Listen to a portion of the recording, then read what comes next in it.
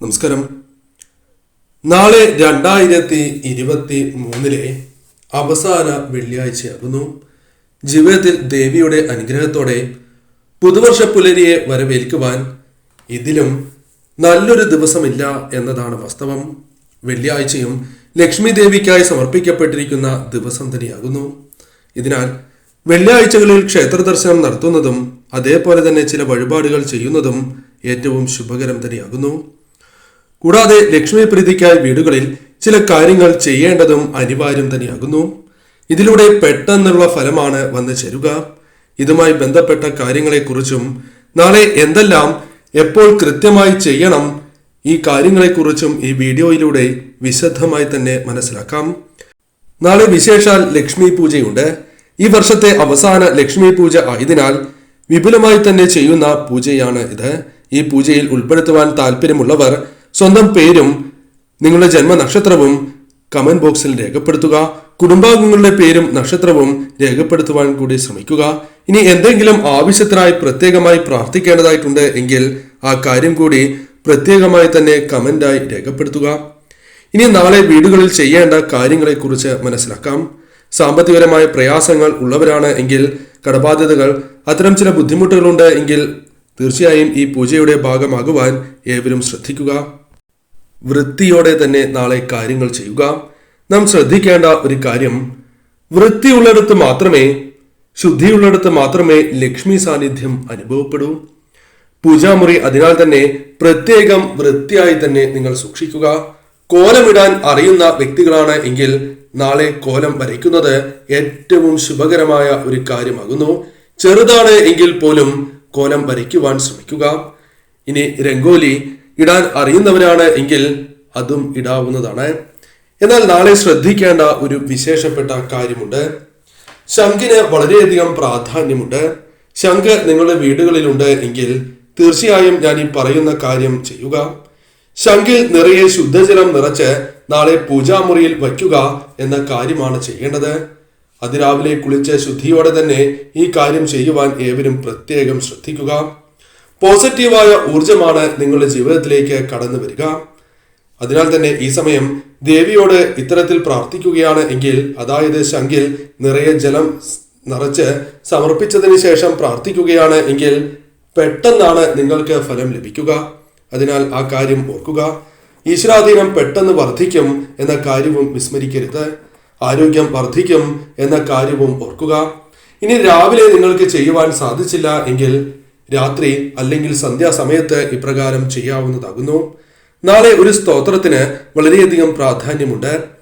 കനകധാര സ്തോത്രമാണ് പറഞ്ഞു വരുന്നത്.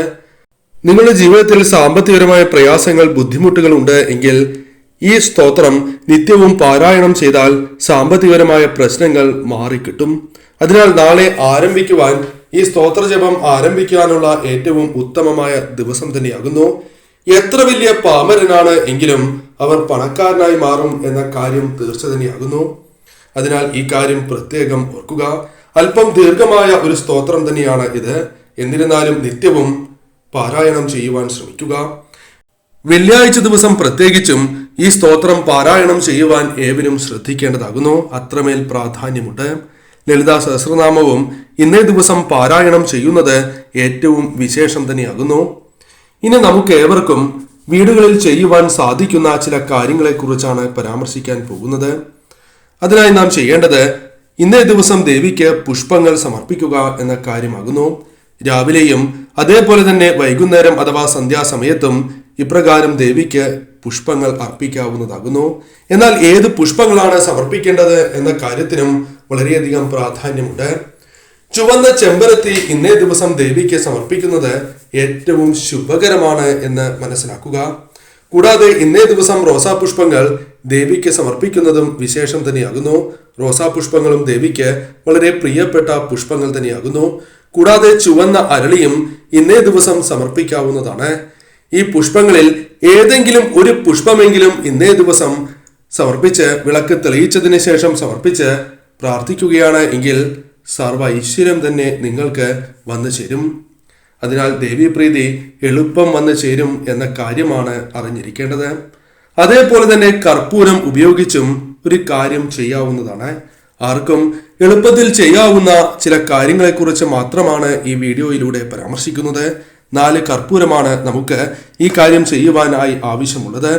4 കർപ്പൂരം ഉപയോഗിച്ച് വൈകുന്നേരം ആരതി എടുക്കുന്നത് ഏറ്റവും വിശേഷമാണ് എന്ന കാര്യം ഓർക്കുക. 4 കർപ്പൂരം ഈ കണക്കിന് പ്രാധാന്യമുണ്ട്. അതിനാലാണ് 4 കർപ്പൂരം എന്ന് പറയുന്നത്. ഇതിൽ 2 ഗ്രാമ്പു കൂടി ഇടുന്നത് ഏറ്റവും ശുഭകരമാകുന്നു. അങ്ങനെയാണ് എങ്കിൽ സാമ്പത്തികപരമായ നേട്ടങ്ങൾ വന്നു ചേരും. നെഗറ്റീവ് ഊർജങ്ങൾ നിങ്ങളുടെ വീടുകളിൽ നിന്നും ഒഴിവാക്കുകയും വീട് ശുദ്ധമാവുകയും അതിനാൽ തന്നെ ശുദ്ധിയോടെ തന്നെ 2024 എന്ന പുതുവർഷത്തിലേക്ക് പ്രവേശിക്കുവാൻ നിങ്ങൾക്ക് സാധിക്കും. അതിനാൽ സാധിക്കുന്ന ഏവരും ഈ ഒരു കാര്യം കൂടി ചെയ്യുവാൻ ശ്രമിക്കുക. അതേപോലെ തന്നെ മഞ്ഞൾ ജലത്തിനും വളരെയധികം പ്രാധാന്യമുണ്ട്. പ്രധാന വാതിലിനും പ്രാധാന്യമുണ്ട്. അതിനാൽ തന്നെ ഇന്നേ ദിവസം പ്രധാന വാതിലിൽ അല്പം മഞ്ഞൾ ജലം തളിക്കുന്നതും അതേപോലെ തന്നെ വീടിന്റെ 4 മൂലകളിലും ഇന്നേ ദിവസം മഞ്ഞൾ ജലം തളിക്കുന്നതും ഏറ്റവും ശുഭകരം തന്നെയാകുന്നു. അതേപോലെ തന്നെ അടുക്കളയിൽ പ്രത്യേകിച്ചും തളിക്കുക. കാരണം ദൈവിക സാന്നിധ്യം കുടികൊള്ളുന്ന ഒരിടം തന്നെയാണ് അടുക്കള.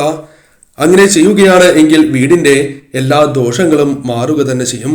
വാസ്തുദോഷം വരെ ഒരു പരിധി വരെ ഒഴിവായി കിട്ടും എന്ന കാര്യവും ഓർത്തിരിക്കുക. അപ്പോൾ ആലോചിച്ച് നോക്കേണ്ട ഒരു കാര്യമാണ് എത്രമേൽ പ്രാധാന്യം നാളെ മഞ്ഞൾ ജലം തളിച്ചാൽ വീടുകൾക്ക് വന്നു ചേരും എന്ന കാര്യം ഓർക്കുക. അതിനാൽ ഈ പരാമർശിച്ചിരിക്കുന്ന കാര്യങ്ങൾ പ്രധാനമായും ഏവരും ചെയ്യുക. ഏവർക്കും ചെയ്യുവാൻ സാധിക്കുന്ന കാര്യങ്ങൾ തന്നെയാകുന്നു. ഇനി നാം ശ്രദ്ധിക്കേണ്ടത് ഒരു മന്ത്രത്തെക്കുറിച്ചാകുന്നു. ഈ മന്ത്രം ദേവിയുടെ ഏറ്റവും വിശേഷപ്പെട്ട മന്ത്രം തന്നെയാകുന്നു. ഈ മന്ത്രം 11 തവണയാണ് നാളെ ജപിക്കേണ്ടത്.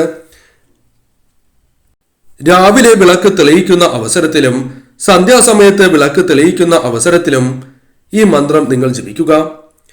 ഇനി സന്ധ്യയ്ക്ക് മാത്രമാണ് വിളക്ക് തെളിയിക്കുന്നത് എങ്കിൽ പോലും ആ സമയം ജപിക്കുവാൻ ശ്രമിക്കുക. മന്ത്രം ഇപ്രകാരമാകുന്നു: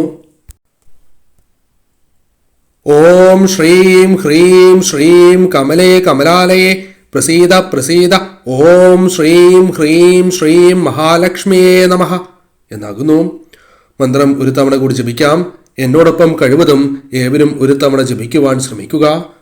ഓം ശ്രീം ഹ്രീം ശ്രീം കമലേ കമലാലയേ പ്രസീദ പ്രസീദ ഓം ശ്രീം ഹ്രീം ശ്രീം മഹാലക്ഷ്മിയേ നമഃ. ഓം ശ്രീം ഹ്രീം ശ്രീം കമലേ കമലാലയേ പ്രസീദ പ്രസീദ ഓം ശ്രീം ഹ്രീം ശ്രീം മഹാലക്ഷ്മിയേ നമഃ എന്നാകുന്നു. ഈ മന്ത്രം 11 തവണ ജപിക്കുക. നാളെ ചെയ്യേണ്ട മറ്റൊരു പ്രധാനപ്പെട്ട കാര്യം പായസം നേദിക്കുക എന്ന കാര്യമാകുന്നു. കൂടാതെ ഇന്നേ ദിവസം പെൺകുട്ടികൾക്ക് ഫലങ്ങൾ നൽകുന്നതും ഏറ്റവും ശുഭകരമാകുന്നു. പെട്ടെന്ന് ജീവിതത്തിലേക്ക് ഫലങ്ങൾ വന്നു ചേരും. അതായത് അനുകൂലമായ കാര്യങ്ങൾ വന്നു ഭവിക്കും. ഈ കാര്യങ്ങൾ ഏവർക്കും ചെയ്യുവാൻ സാധിക്കുന്ന കാര്യങ്ങൾ തന്നെയാകുന്നു. സാധിക്കുന്ന ഏവരും ഈ കാര്യം ചെയ്യുക. പുതുവർഷത്തിലേക്ക് കടക്കുമ്പോൾ ഈ ഒരു കാര്യം ചെയ്തതിനു ശേഷം പ്രവേശിക്കുവാൻ ഏവരും ശ്രമിക്കുക.